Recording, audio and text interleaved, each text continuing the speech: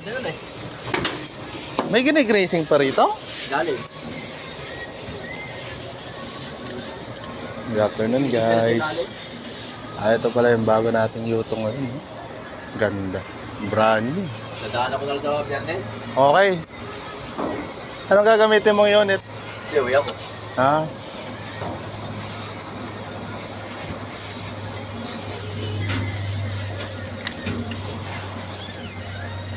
Ang ganda ng dipstick ah.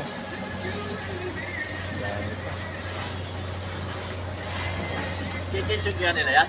Lutong. Hindi ko lang alam. Kung gagamitin lang to sa seminar, baka hindi pa. Nakakailang kilometer na ba? 20,000 may gitin. Alam ko 30. 30? Yun ang alam ko. Tapos na yung ano neto, yung mga paunang kinsal niya, di ba? Wala pa. Ha? Oh, hindi nga. Wala pa. Di ba dapat pag ano, pag brand new eh, may mga 1,000, 5,000. Ba? May sabi, hindi na rin. Baka chill yan. Hindi maganda.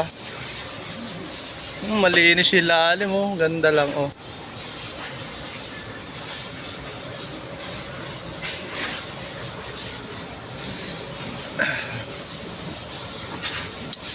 Ay. Ang ganda ng pang ilalim ah. Brand new.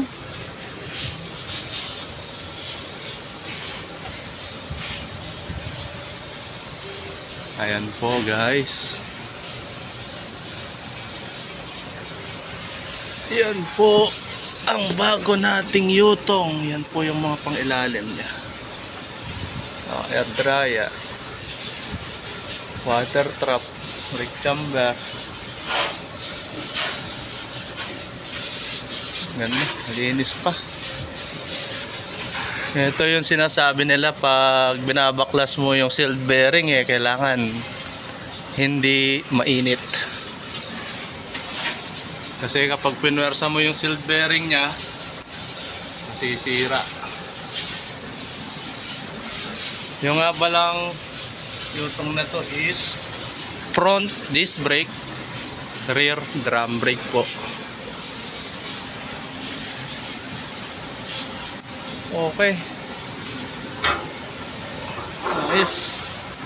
May mga pinagkaiba lang siya sa mga nauyang yutong pero halos magkakapareho lang.